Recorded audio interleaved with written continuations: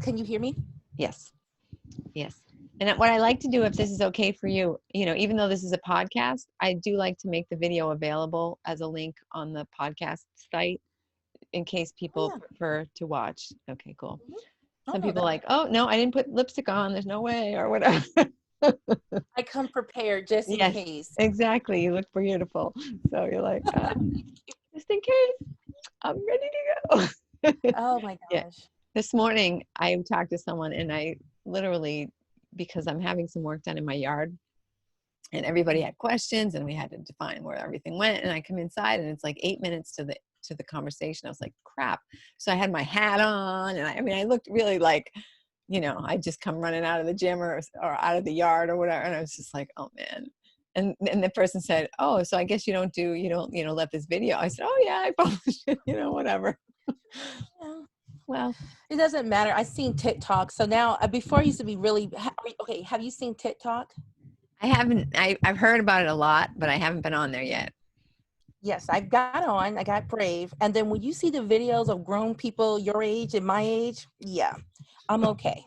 I've like, oh, why was I worried? Exactly, right? Like, I may not look good, but I look better than them. Okay. Yes, yes. And they're getting paid and oh my goodness, deals.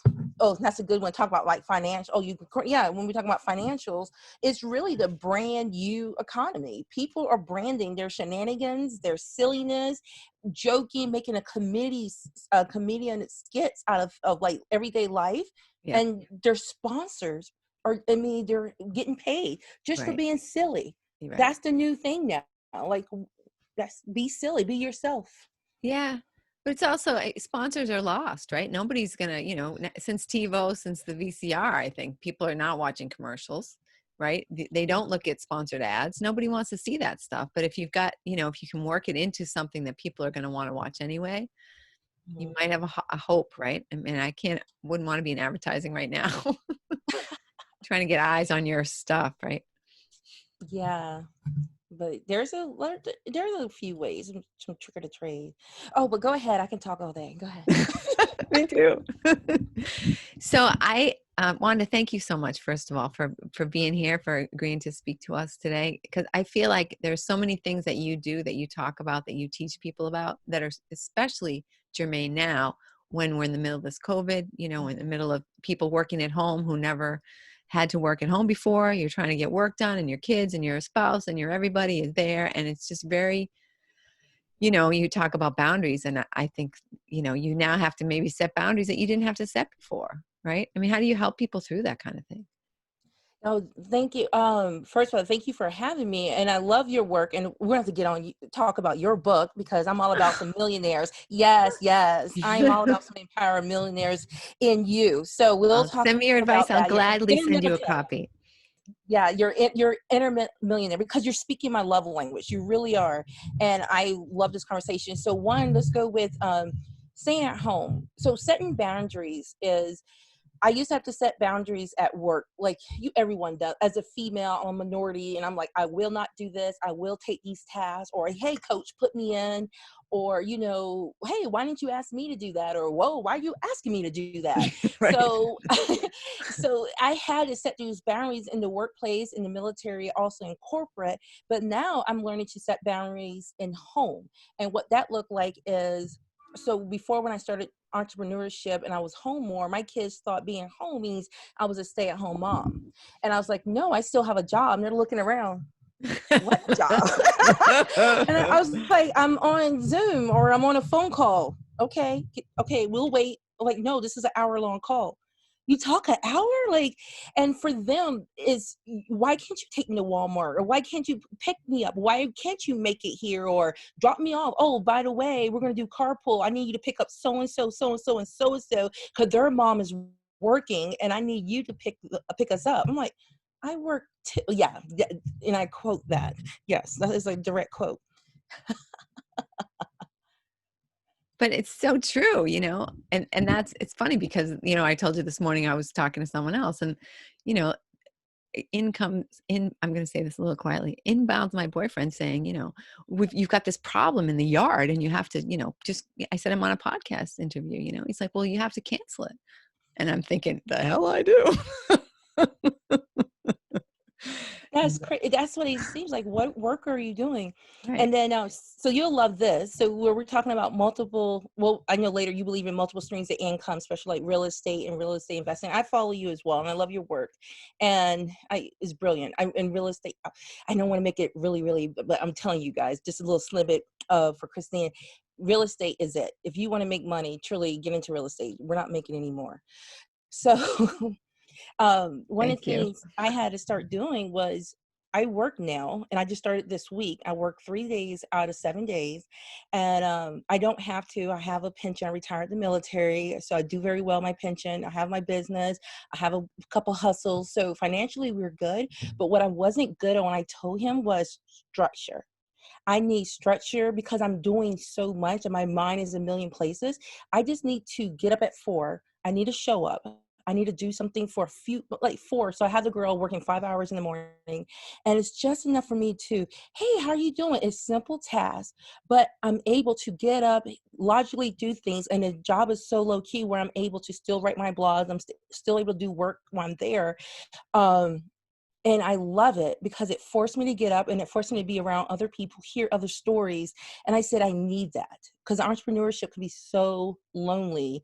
And I don't want to feel like I'm always competing or I'm always selling or I'm always convincing you. I want to be in a location or an environment where, hi, I'm just here.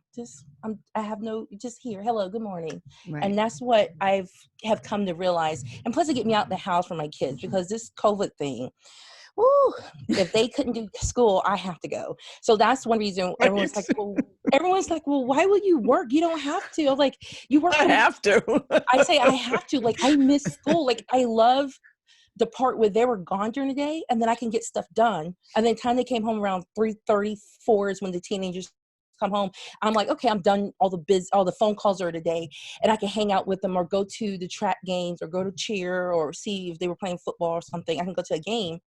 But now that they're, goodness, I wake up, they're there. I go to lunch, they're there. I go and I love my kids. I'm like, yeah, one of us is gonna have to leave, so I'm gonna get a job.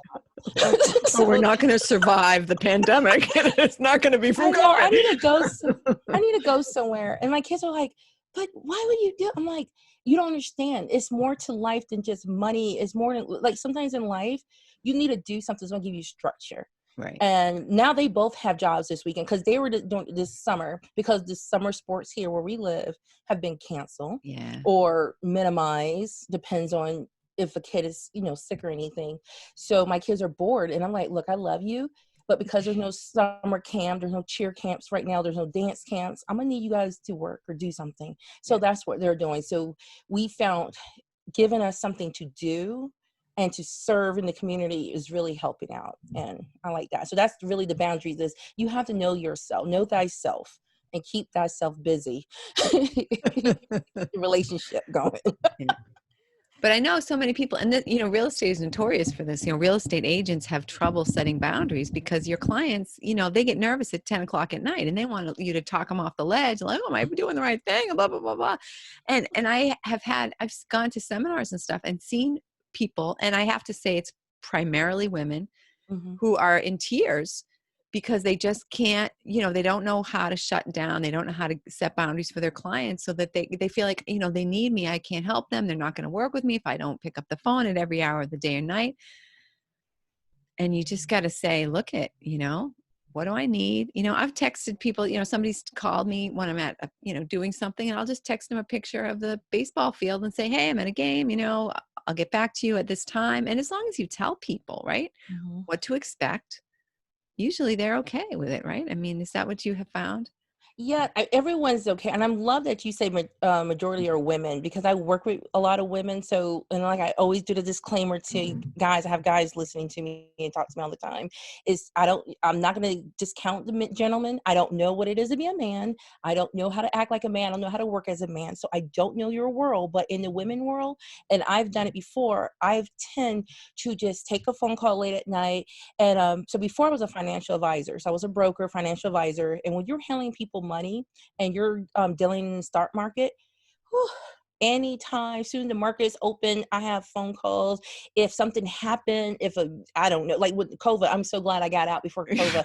I said, oh my goodness, how many phone calls do you get? And then I was in the market when China thing happened with Trump, and everyone's like, oh my goodness, this says made in China. What should I do? I'm like, well, first of all, we don't own that.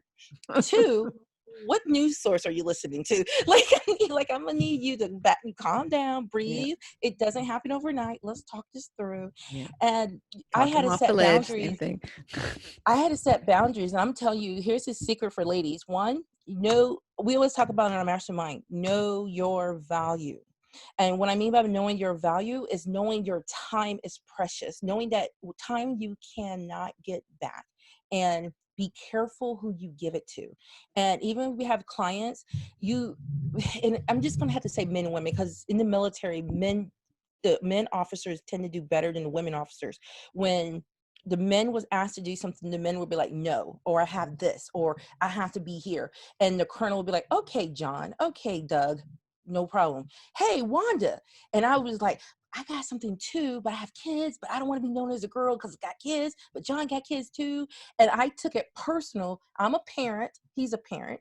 He has a softball game. I have a softball game, but I missed softball game for my kid because I didn't want to be looked at as the person, female, because of my kids. But John said no, because I'm going to spend time with my family. And I've done that personally. And then I had to grow up. And to be honest with you, because it's really growing up and just saying enough is enough. And you know what? I'm a faith person. So I really was like, Lord, take it. Just bring me people who understand that. And since I've done that, even in my financial career towards the end, I have people like, hey, I don't work. I used to take like 7:00 appointments in the evening. I hated it, especially in the wintertime because it get dark. And then sometimes I had like single guys will come in and I'm just like, oh, no. Or it just, you don't want to work late at night or at night and by yourself leaving the parking lot. And the other financial advisor guys, I won't, they don't take appointments after a certain time. But me, I was scared to miss something. If I didn't take a 7:00 appointment or that Sunday morning appointment, well, I don't really need to go to church, because this is their only day off. I've done that so many times, but I stopped it. And since I've done that, I'm telling you, you're right. It doesn't matter. No, they really respect you more for having boundaries and having a process. So that's the secret. Just do it. You get actually more respect. I agree 100%. Yeah. And if you treat yourself as a doormat, other people are gladly going to step right on you. Right. I mean, it's true. People learn how to treat us. We teach people how to treat us. Yes. And, if we aren't doing it intentionally, then who knows? You're right. I love that. Cause I heard I can't remember who says, but you teach people how to treat you. They don't know you from Adam. Right. And you set the standard. If you set a low standard about yourself and what you're willing to do, then that's the standard for the rest of that relationship. And exactly. You got to have better standard relationships, I guess. Yeah. And I don't think people necessarily do it intentionally, right? I mean, I think it might be you just pick up a vibe, right? Mm-hmm. From somebody. And because I've sometimes caught myself, speaking sharply to someone, and I think, why don't I respect this person? And I have to come back and think about it. And you realize it's because they are like acting like a doormat. And that sort of behavior kind of gets under my skin. And I find myself getting annoyed with the people. And I'm like, we have to check ourselves too, right? Like even just because someone's inviting us to treat them that way, we don't have to do it, like you have to sort of step back and say, whoa, but. That is true. Yeah, I can do that. I like things a little. I make decisions very quickly. Yeah, I do. And my husband, he doesn't. And he does. He wants to analyze it. And it's so crazy. You talk from men and women in our relationship. I'm more of like the man brain. And he's more the female brain. And he's like, well, how many this and how many people do you talk to? I'm like, look, I got one estimate. This is what it is. I like the girl. Is done. They be here tomorrow at 4:00, whatever. And he's like, but you didn't do this. And what color? Are you sure we want to do this?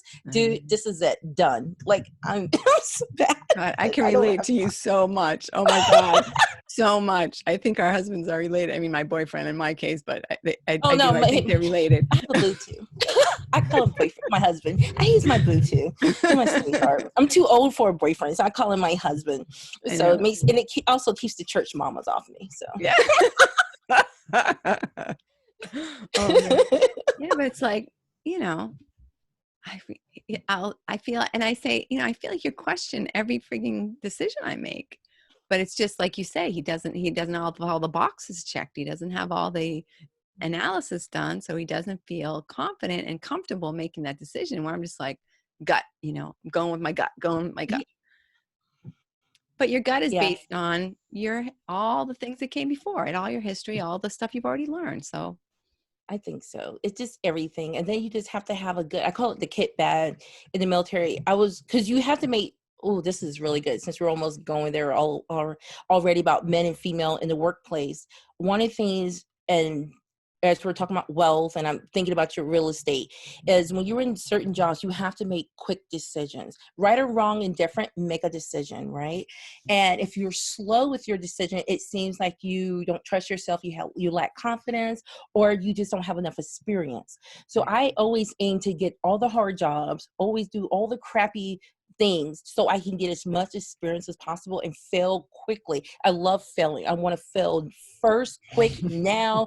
I throw crap on the wall. You guys could see my social media from like 2 years ago. Literally, I have so much crap out there in the world, but I love it because I can say, oh, don't use that camera. Don't use this. And people are still like, oh my goodness, I don't know what to do. And I'm like, oh, that's not gonna work. This is why. Because how do you know I did it and it don't work? My bad. But I love that about me. I love right. just going for it. But I have more opportunities when you go for it because I want more stuff in my kit bag, you know? Exactly, exactly. And that fail forward, right? That Mm-hmm. every time you okay, yeah, screwed that up, but get it over with, you know. I mean, analysis paralysis, perhaps you could look at it and study it for the rest of your life and never do anything, you know. But I don't Oh know. my goodness. Yeah, I'm all about my husband. He's like, you just don't care. I was like, well. As long as don't kill me. And even then I'm kind of like, whatever. It doesn't kill me. Yeah, it is what it is. I can fix everything else. Right. Everything is Exactly. fixable. Exactly. Exactly. That's cool. I like you. Thank you. So, you know, you talked a little bit about your, you know, well, I mean, this isn't really necessarily true for you, but you went off and got a job. Didn't necessarily have to be something that you needed or wanted, but just to get out of the house. But how do you, like, I know a lot of folks are not working. I talked to a lady yesterday. She had a job. She worked at this place for 15 years, same company. And, you know, they're a rent-a-car place. They're not renting any cars. They had to let her go, even though she had a high level position. And now she's like, what am I going to do now? I think there are a lot of folks in that situation. How can you help people sort of pivot and Okay. find new opportunities from that, you know, from pull themselves and something new out of the ashes? Okay, so thank you. Great question.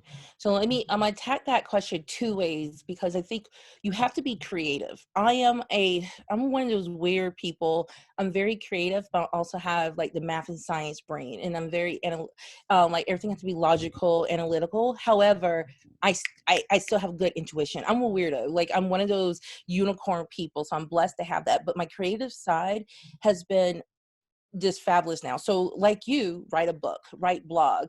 I am now like speaking, writing blogs, doing more on Zoom. I kind of like it because I live 45 minutes away from Kansas City and Kansas City is our big city here. And that's where all the speaking, all the stuff going on in the city, it's 45-minute drive. And now with Corona, it's all here. So instead, I'm like, hey, I can still speak to your group. Let's do it on Zoom. And people are like, okay, I have had more participation and more things doing it. So I still do what I'm doing, but I just created a different way to do it. And writing books, I'm doing worksheets right now, workbooks, and just little ones, and you can sell those like Etsy. There's planners. So shift and tap in your creative side, especially if you are creative. And two, finding a job. Now, like I said before, for me financially, I really don't have to stress about job. I'm not saying I don't have to work or something like that. So don't try to call me out on that. I do work because I like money and I like going on cruise and I like nice things. I have to have a job for that. But if you just hear me out, I decided to work. So I work at the gym. I'm gonna be honest with you. So I took a job at our gym. We have, one of the national brand gyms here. I work out every morning, and one of the girls was just acting a little, the front desk, and she quit. And I made a joke when I was working out to the manager, and I was just like, ha ha ha. If she doesn't come back, I'll take her job. I need something to do in the morning. And he was like, okay. And then 2 days later, he called me. He's like, hey, were you serious? She really did quit when she walked out. I was like, oh, okay. I was like, sure. And he's like, we don't pay that much. It's just this. I said, you know what? I come here anyway, but I like the staff. I like the environment, but I need to get up in the morning. I want to be responsible. Front desk is good. I have the money to save. So they give me responsibilities, and it doesn't pay. But what it does pay for now, and I had to break it down to my boo thing, is because at first he was like, how can you take a job after having a master's and you do this and you do this? That's beneath you. And so I got that conversation. And I said, it's really not beneath me. Like, I don't think of people like that. And this is not the season to be classifying people. So I was like, well, let me work here, because one, if I work 1 day at the gym a month, that pays for the whole month of my membership.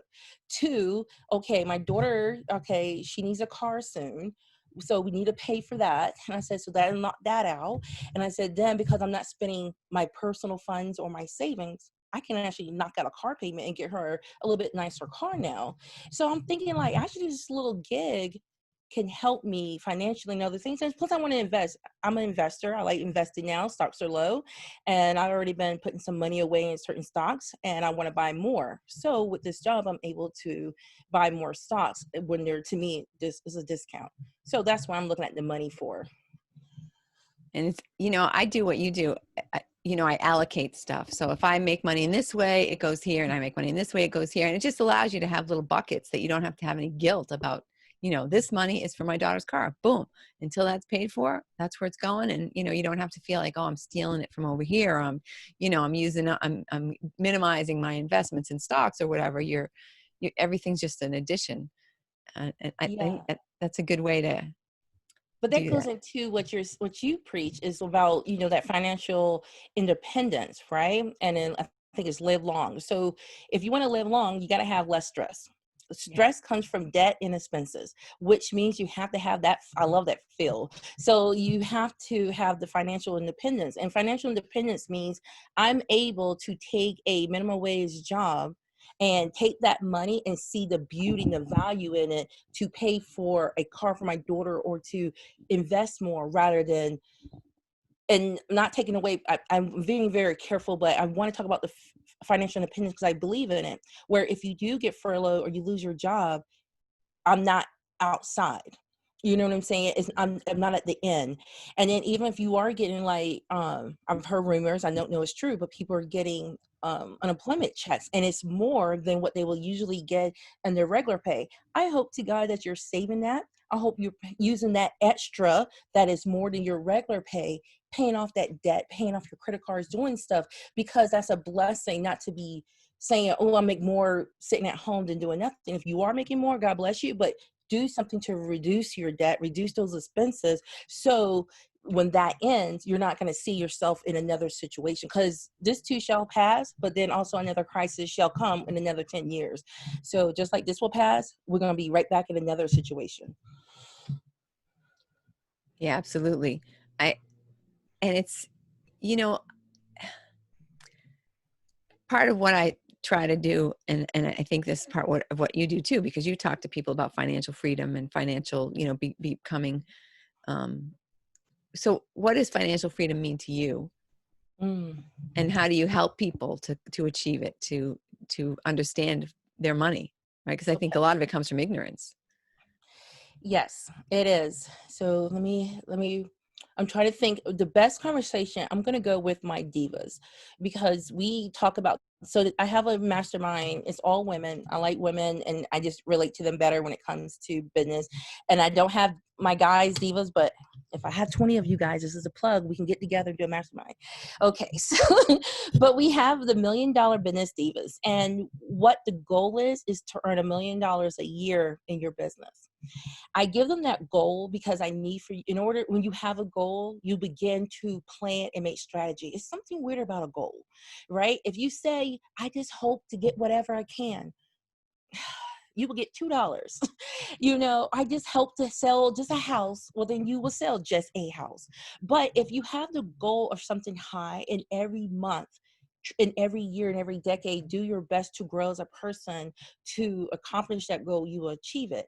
So in that goal is financial freedom. Financial freedom to me means truly to have the options and the choice to live the life I want.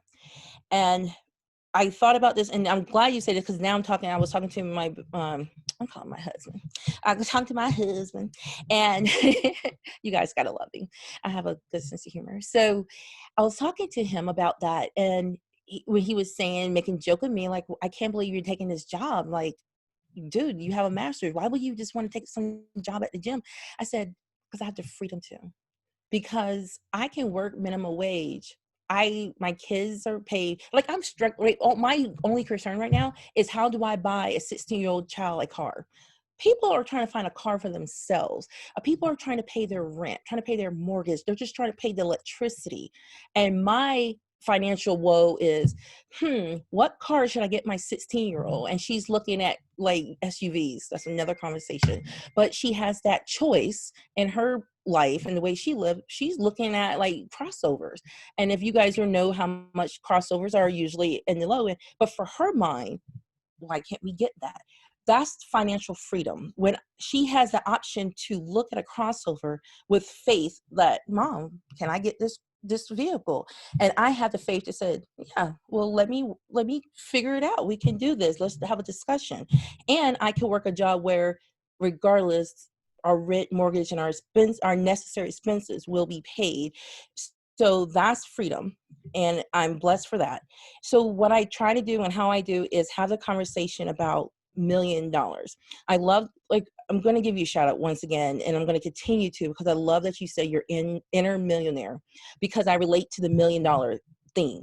And that's their base goal. And I tell the women, when we always do the brief, I say, hey, your goal is to get $1 million a year in your business. I had one woman stood up and she was like, this is ridiculous. This is too much. I was like, whoa, whoa, whoa, stop. Why is it too much? Why? First, just tell me why it's too much. It helped me understand your mindset. So she was telling me why it's too much money. No one needs $1 million. This. I said, okay, I believe you. But can I tell you why I want $1 million? Just, can you hear me out? She's like, yes. And I'm like, okay. One, I want to pay my home off. Because in a crisis like this, in any situation, this is just one. It could get worse in 20 years from now. I would like to own my home so no one kicks me out.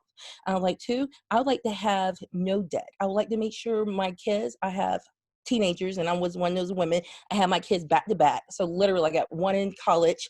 Well, one just graduated college. I got two in high school now. And as soon as one is graduating, the next year, the other one graduate. So I'm going to have kids. I didn't think it through when they were young. It was cute when they're together. But as they're older, I have like two colleges age kids. And like right now I have two kids in cars. And I want to make sure they're debt free.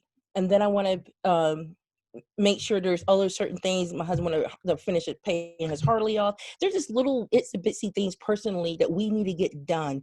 And as I written down everything I wanted to get done, I still had my $1 million went away quickly. And then yet remember, there's the taxes in there. And then she was like, oh, $1 million is nothing. That's so now I tell her, yeah, $1 million ain't nothing. And then she's just like, oh, well, I guess I got to get started. And then now she's re-looking at the $1 million goal. I said, don't worry about it. Uncle Sam's going to take 50% of that. So, Exactly. so don't worry. So 500,000, let's be realistic, but let's get to 1 million. So at least I can get you 500,000. If you have a nice house, that's already almost half of it. And what you said too, though, like what she said, oh, no one needs $1 million. That's like programming from way back, right? Wealth is evil, and rich people are mean and whatever. And what's the expression? That basically a rich man could never fit into the eye of a needle or whatever. All the stuff that we're taught from when we're kids. But at the end of the day, hey, if you don't feel like you need $1 million, then give it away. Then give it to charitable organizations, give it to your church, give it to your, whatever you believe in. It's okay. But in order to overcome that idea that, a lot of money is evil, then maybe it helps people to just say, fine, don't keep any of it. You don't have to keep, you can earn this $1 million and you can spend the rest of the year figuring out how to disperse it throughout the world. to people who need it, to organizations who you support, and hopefully that puts that whole thing to bed, right? That like, oh, I don't need it. I don't need it. No one needs $1 million. Okay, well. Well, I have a list, and once all the ladies go through the checklist, and they're like, oh, we do need $1 million. And I love the ones that have goals. Like you said, that's a big one, is the nonprofit. Because a lot of the women I work with have nonprofits, or they have a heart for nonprofit. And they always make the comment like, oh, I wish I can give. Oh, I'm going to give more. I said, see, for me and my belief, that's wrong. Because I don't wish I can give more. I need to earn more so I can give more and help more women with whatever counseling, if it's food, if it's shelter, housing, whatever it is. I want to be able to be a servant and give into this world. And so I want money to come through me so I can push it out to places it needs to go. And that's the way I look at finances. And when you look at it that way, to me, the more you will receive and the more I push out. And I help so many friends and my kids' friends that come over here. They think it's, I call my son downstairs area like a frat house. All his friends come over and they want to visit and hang out with us. And they're like, because it's nice here and you feed us. And I'm like, okay. Like a frat house over here.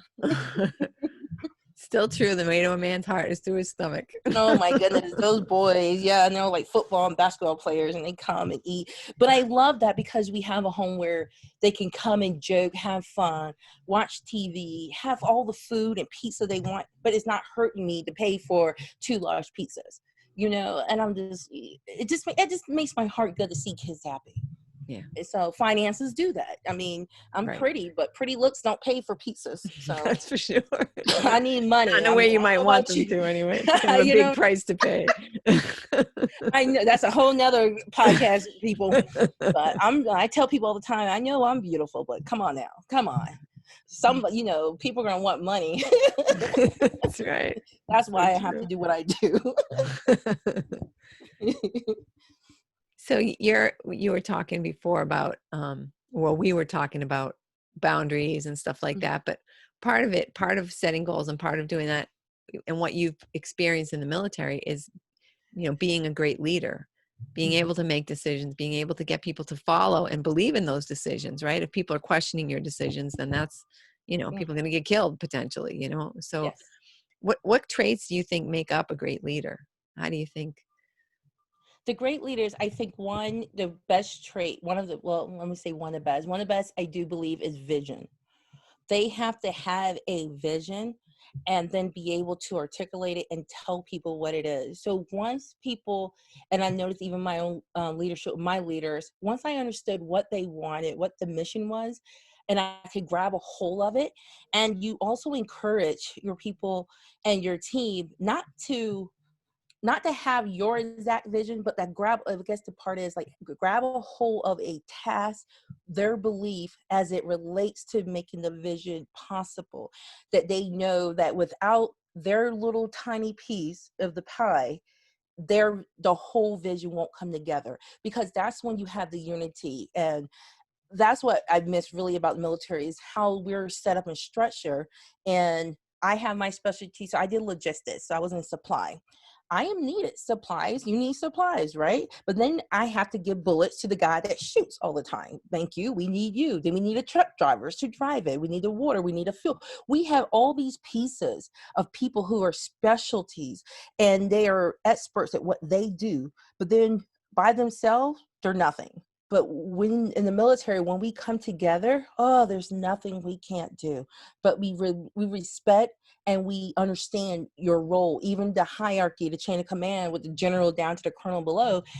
Sir is sir, ma'am is ma'am. Yes, no, you do as you're told. But that's also, it's not even a respect. And I hate when people are talking about respect is earned. I'm questioning that right now in my life. I think respect is it's just obligated. It's necessary. You should show respect to somebody, one, because they're a human, and then two, you show respect because you have to understand it's not easy to be in a leadership position. It's not easy. And until you sit in that seat, as my commander used to tell me, I used to talk so much trash. Like, if I was in charge, I would do this, and I can't wait to be in charge. I used to say that to him all the time. And then I was in command. And then we met up again in Iraq many years later, and he was senior to me still, and he's like, so how is it being in command? I was like, oh, sir, I apologize. I felt like a child. I apologize for all the things I said to you. It is harder than it looked. I thought it was easy, and I was telling him what he should do and what decisions, but till you bear that responsibility of that vision, if you will, that mission, you never will know. Yeah. So. The armchair quarterback, right? Always. It's always easy to look at someone else and say, oh, they should be doing that. Oh, why is she doing that? Why is she wearing that? Why is she? Yeah, absolutely. Yeah. So easy to do.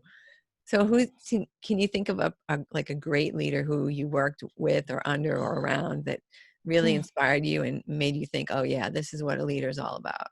Yes. Oh my goodness. I was blessed. So in my career, unlike a lot of people who would talk, I was blessed to have so many great leaders. I don't know, it's just the tide or the stars were aligned for me. I started as a private, and I ended up retiring as an officer. So that was good in itself that someone saw me to switch me over to the officership side. Um, oh my goodness, I would say Staff Sergeant Hardy. I would go as low when I was a private, because I used to date a guy. And this is one thing about leadership. So I used to date a guy, and I guess he was doing drugs or something. And he was like, hey, break up with him. He's no good for you. And I'm like, what? And I'm young. I'm like 18, 17. I'm like, you don't know what you're talking about. And he was like, no, just, he's no good. Break up with him. I said, okay. So I broke up with him. I say, well, platoon sergeant told me how to break up with you because you're no good. And I listened. I was not hard headed. 2 weeks later, he got busted for marijuana in his barracks. So I'm like, whew. I'm so glad I was not in that situation. He saw something. So right there as a leader, and that he was just somebody who saw something and knew my value. He knew that I was more than what he think, or I'm assuming now that I'm older, but at 18, you had an 18-year-old mind. He was just trying to tell me what to do. But now I see as a parent, you can see things and you have intel and information that kids don't have, and or your team doesn't have, or new employees doesn't have, but they think they do, but they don't. So I've been there too, thought I was a know-it-all. But I look back on him, and I have so many other great, and especially my officership, but I'm going to say Staff Sergeant Hardy, because he was the first, and I was a young little kid. And because of that situation, I think now he allowed me to trust for 25 years later, anybody else who told me, go left, go right, listen here, don't do this. Because of him, he set the standard because he was right. And that's a good leader. Yeah, it's true. It's wonderful, isn't it? When you have encounters with people in your life that just like set the stage for your success for the rest of your life. Mm-hmm. You just think, wow, what if you wouldn't have done that, right? Who knows what would have happened, if you wouldn't have met that person, if you wouldn't have had that situation. You could have been with him when he got busted. I mean, right? Your whole life could have taken a whole different career. trajectory. Could have had, yeah, it could have been a whole nother career, nothing. Who knows what that situation. So I thank God that he saw something, but had enough to tell me the truth. And I had enough to listen, and not with my heart, but listen with my head, and be like, okay, obviously he's not trying to mess with me or anything. He must be, but I knew his heart though. He was a good leader. And I used to tease him like he was like my daddy. So, and I was almost choked up. That's another thing too, like parenting. I see a lot of issues in the world, even in employees, because of the lack of parenting in the house, and then they become lack of discipline in the workplace as well. So, yeah. And how do you think? Well, no, I mean, what you talk about a great point. I mean, I see kids today, they don't have any integrity. They don't do what they say they're going to do. They don't show up when they say they're going to show up. They're late all the time. They just don't care because they're raised by the television. Their parents are working or whatever, or they're, they might not have two parents in the home, and then, whoever it is who's raising them might just not be able to be around as much as they want or whatever. And it's just, I don't know. I mean, it is easier to let the television raise your child. You know what I mean? It's definitely easier to say, oh, I can't amuse you anymore. Go watch Sesame Street or whatever they're watching, and then that turns into, but I mean, how do you think it's different for moms in the working world compared to dads? I mean, you touched on it a little bit already, but Right. I think I think mothers is a lot difficult because you have this thing called mom guilt. I have it, had it, still having it. Um, Even though my kids are older and I'm out of the military now, I still have mom guilt because those little things, and that's why I call them little things, those people that live in my home know how to manipulate me and know how to say, well, mommy wasn't there. If anybody ever saw the video Go Finger or something, I think like daddy wasn't there. Yeah, that's our little song here. And like, mommy wasn't there because I left them a lot for deployments. And so I tend to always try to overdo so they would know I love them. Same thing in the workplace. Women, and that's not one thing I can speak on, we tend to overdo so we can prove that we're a good employee, we're a good teammate, or we a good leader. We tend to stay later when we really don't have to. We show up on weekends when we don't have to. We take jobs, clients, and positions that we shouldn't have to, don't have to. But it's a way, psychology, and it's all of us do it, including myself, no better, but we just need to have the conversation. We take on these things just to prove we're just as good, not even better, just trying to be equal. I think it's sickening. I think it's sad. And it breaks my heart that we go overboard to the point of tears and mental breakdown just to be equal. That's insane to me. Not even to be better, equal. Can you just hear the words? yeah. And it's hurt my heart because if you do all that you do, you should be out there. You should be superb. You should be excellent, but you're not. You're equal. So I personally have stopped bending over. I have stopped doing stuff. And that's another thing. Age is such a blessing. Hear me, young ladies, if you're in your 30s and below, or you just young 40s, I'm older than 40, so I can talk a little trash now. But honey, when you get to 40, you start figuring out things don't matter. When you start looking at 50, you just glad you got up in the morning, my hip doesn't hurt. And then I'm trying to make it to 70 and 80 now. I got a contest now with my spiritual mom. She's 75 and she still like work out. She walks and she looks good then. And I'm like, Lord, okay, let me just make it to 75. Let me just look like her at 75. So, but it takes you taking care of yourself today. And I think women have it difficult because one, we put it more on ourselves than the environment. I hate to say that. I don't think anyone really make you stay late, make you do anything. I think we do it to ourselves. That's my personal experience. So when we say we have it hard, I love us women, but I think we need to look and like, really, how do we have it hard? Are we making it hard on ourselves just so we can play in the game? Right. Absolutely.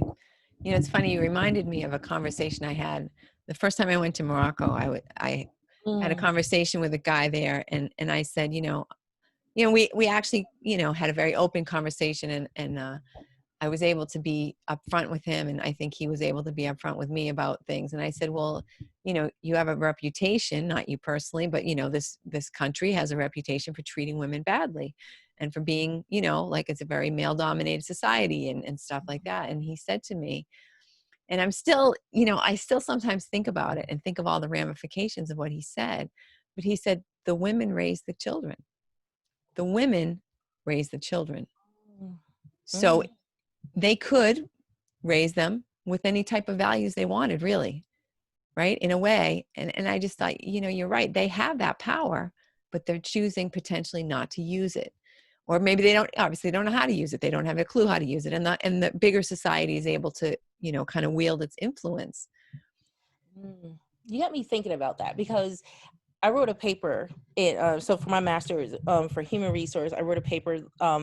There's something about there's no glass ceiling to shatter. That was my thesis, and I wrote that, and I got a lot of and we're like, what? What are you talking about? There's no glass Right. ceiling, and I loved it. And I wish now I can find that paper. It was so many computers ago, but the whole thesis about it, I might have to write an article about it again, is I don't believe there's a glass ceiling because in their thesis I remember put like 4 or 5 different reasons, and one of the reasons was, one, women take themselves out of the corporate race to start their own business because they want to be more creative and they want flexibility. 2, I put down for family. Women take themselves out of the corporate race because they want to start a family, or the maternity leave is not enough. 6 weeks isn't enough for them. They rather spend 6 months with their child, or a year with their child, 2 years with their child. And that's nothing wrong, but that's a choice you're making, right? Right. So I was like, so for me personally, I feel there's no glass ceiling because, and I'm kind of naive, I guess, and I'm going to say because I was in the military, I was able to literally go from private to officer and got every duty station I wanted. Had 3 kids active duty and still, and I, yeah, I deployed and left my kids, gave up custody. So I did the gamut, but I chose those decisions. But my kids are okay. My situation is okay. And it just remind me, like, are there really a glass ceiling? I know we said it back in, I think it was 70s when it was coined, but today, is there really a glass ceiling? And I still believe there's not, because I think you can go higher as you want. And for me, my glass ceiling breaker and the person I have to look through every day personally is Oprah Winfrey. That is like one of my awes, right, that I look at. And yes, because she's a Black woman, that is true. Yes, because she comes from nothing, that is true. She comes from the South, and that's me. And she loves to talk like I do. I look at her and I remember her story, and I'm like, now, if that big woman, weight, dark skin, short curly, when you saw the old videos, she used to have a little short little inch hair, and she talks about it all the time. Like, look at her back in the 70s when she had nothing, dark skin, just as chubby as she wants to be, and make it till today a billionaire. There's no glass ceiling. I just have to make the choices and continue to go forward no matter how hard it is. And it's hard for everybody, but it's only harder for the one who stop and get jealous and hate on the one beside you. Don't get mad. If you come in second place or third place, figure out how to come in first or second. Yeah. Just don't get mad. And it's really what eat people up, I think, is the bitterness, the regret, the resentment. I think more people are angry about that than a glass ceiling. Yeah. It's true. It's persistence, right? It's Mhm. belief. It's a goal. It's knowing exactly what you want and step aside, everybody, because I'm going there and I'm going to get it, And I think she sort of had that, like, life's been done to me. Now I'm going to do it to life, right? Like, Right. And she just had faith and I love when you hear her talk, like, I just did it to serve and I did it to help and it worked. But she was smart, and a lot of people didn't catch what she said years ago with the Oprah Winfrey Show. And this relates to financial independence. Have ownership, equity in your craft, have equity in your talent, in your intellectual property, even your name. Own your name, yeah, own what you do. So everything you write, put your name on it. Write a book like you did and I did. Do a podcast, put your name on it. Like, don't say it's to something. Put your name. Who are you? Put your picture. We were talking about signature block. Put your name, your address, your picture, and your signature block. Let people know who you are. Have ownership and equity. And then when you take the responsibility, saying if it fails, it fails. But if it succeeds, it succeeds. And that's what I think a lot of people aren't willing to do, is to put their equity and put their whole heart into something until it succeeds or fails. yeah. And you know what? You touched on a really smart thing that Oprah always did, is that she did keep ownership. She didn't, you know, there's a word, but I've lost it. But she didn't allow someone else to make all her financial decisions, to make all her. Yeah. She said, "Educate me. I'll make my decisions." Not like, I'm just going to give it over and hope somebody. Because how many famous people, actors, actresses, sports people, people who should be billionaires and millionaires aren't, right? Because they trusted their business manager. They trusted somebody who was more interested in themselves than they were about the person who they're supposed to be protecting. Yep. Know your stuff. And like, yeah, she did that with a check or something, and something happened, and ever since then she writes every single check, every payroll. She wants to see what's going on, who is who, and she goes and meet. You hire somebody, she said, I want to meet you and make sure you exist. I love that. Her company haven't gotten too big, and then for her to have hired 2 CEOs, because they do the dual CEO ship, while she stands back and maintain ownership and let 2 people run it, where she can sit back and still look. That is what we do in the military is called the triad, the command triad. You have the commander, then you have an EXO and a first sergeant. The first sergeant is doing his piece with the with the enlisted NCOs. Your EXO is doing everything with the officers and training and their second in command. But then the commander have that freedom and space to look and to see the whole picture and tell this person what to do, tell this person what to do. And that's the best way to run any organization. You can't do it by yourself. So if you're blessed to get your little triad, that's how you make millions. Absolutely. Absolutely. So Wanda, what should I have asked you that I failed to ask you? What else do you want to share that I didn't touch on? Oh, there we go. Sorry about that. Let's see here. Oh my goodness. Oh, I can't, I know whenever I get this question, I always say is fulfill is enough, because I think whatever people need to listen to, because we went a lot of good places. And the only thing is I would just have a comment and say, one of my things is Insight 2020. And I truly believe that more than ever, especially with 2020 COVID going on and the protests and everything going on this year. My one thing I like to just tell people is have your vision. We're depending on when you listen to this, but we're in the summertime, so you got the halfway point. Continue moving forward. I mean, yeah, things suck, things can be bad, but don't look at it that way. Always focus forward, because as I said, this too shall pass, but then also within 7-10 years from now, this too shall come again. So always be prepared and vigilant. Beautiful. Thank you very much. Now, if people want to reach out to you, they want to get in touch with you and have you help them with their leadership or with their millionaire, aspirations or whatever, how can they reach you? Yes, thank you. The best way, everyone, to reach me is I own my name. So Wanda, Wanda, Booth, Booth, just wandabooth.com. That is my main website. From there, you can get everything, how to work with me. Even I have a link on how to contact me. You can get on my calendar. We can even have a conversation for an hour. I'm open to that as always. Then when you reach me there, you can find me on Facebook. I'm on LinkedIn a lot. I really do like LinkedIn. I love the professional network there. And I own my name. So just Google Wanda Booth. You can find me. I try to be in Google as much as possible. And if you can't find me, then my people aren't doing their job. So, so that's why if you can't find me, you need to send me an email. Because obviously my people don't do what they're supposed to do. But if they're doing it right, if you Google me, you should find me. So let's see how well they my work. team. How good? Check out my team. That's my challenge. Google me and check out my team. Excellent. And then we're also going to put links to you and all of your websites and some of the things that we talked about today on the podcast website, which is getyourfillpodcast.com. And there you can also see the video if you want to see us talking in person. See Wanda's beautiful smiling face. Hey, y'all. Hey. Is she this fun? Yes. I am a good time. Absolutely. Could it be true? Yes.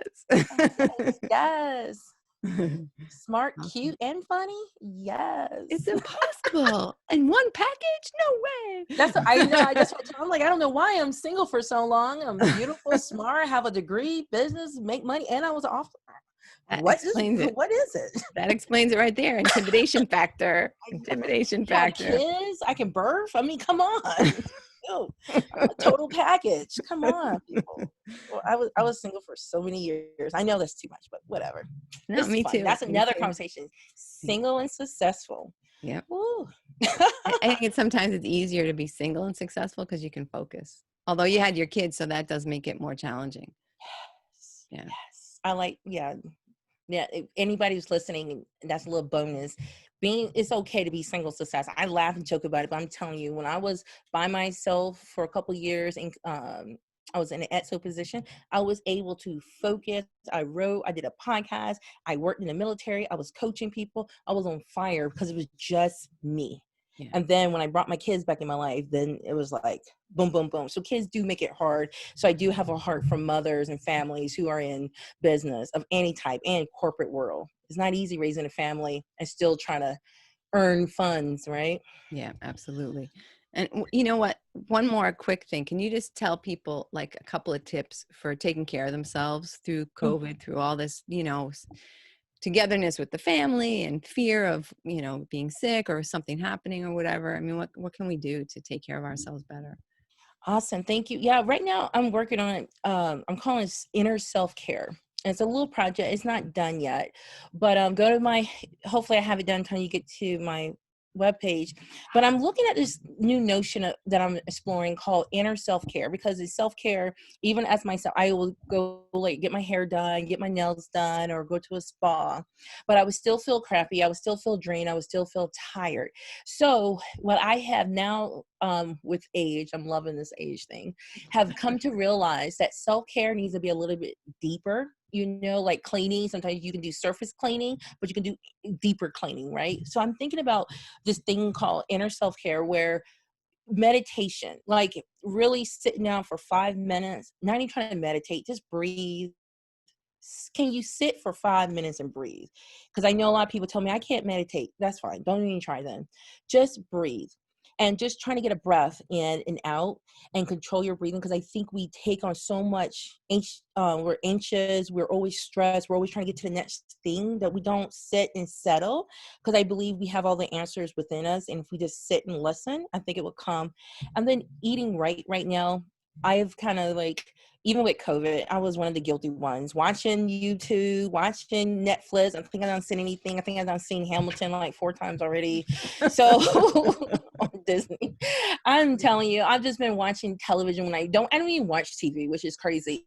But COVID is just that little something like you want to eat snacks and all those memes. And I'm like, you're right, as I'm eating snacks. So I gained weight in COVID for no reason particularly, just because of the brainwashing. Yeah. And I would say working out and eating right. Just if you take care of your basic body, take care of your mind, and for the soul, just be around good people. Find you 1 or 2 people, at least 1, 2 good ones, and just laugh, laugh, laugh, and laugh, joke, make fun of everything that's going on in this world right now. Just make fun of it and laugh and have fun and humor. I think you'll be healed. And I think that's what we need. Beautiful. Beautiful. I love it. Thank you so much, Wanda. I really Thank appreciate meeting you. you. Now, where are you located physically? You said Oh, already. physically, I'm in Lawrence, Kansas, right Mhm. out. So we're 45 minutes away from Kansas City, Kansas. Mhm. Go Chief. As we won the Super Bowl one time. So like, Well, I'm in Boston, so we shouldn't have a Super Bowl conversation. We may never win another one now, but don't. Well, my first husband, if we're talking openly, my first husband is from New England, Swansea and Fall River. oh yeah. Yeah, yeah, I married me a Fall River dude. Yes, great Fall River accent and all. Is still to this day. You think he's still over there in Massachusetts? Very heavy Boston type accent. Yeah. Yeah. He's Mm, fun. nice. Well, I hope we get to meet sometime. I haven't been to Kansas since I used to be work for a software company. Uh-huh. And so I was in Overland Park and in Wichita. Hmm. Oh yeah. I'm right between both. Overland Yeah. Park this way, Wichita's that way. Yep. Yeah. I'm Yeah. right between both of them. Yeah, if you ever get to come this way in the Midwest, Yeah. seek me out. I love good people. I love to eat. So we can go and Perfect. eat, break bread, and have a good time. Sounds beautiful. And if you get to Boston for any reason at all, please look me up. Yes, I will. I want to go back on the East Coast. I'm ready for this to end. I'm ready to Yeah. travel again. Yeah. Me too. Me too. I miss traveling. Me too. Me too, for sure. All right. Well, take care. Stay blessed. And hope I can meet you again sometime soon in person. Awesome. Yes. Thank you, Christina. This has been awesome, Christine. Thank you. Bye. For me too. For me especially. Take care. Take care. Bye. Bye.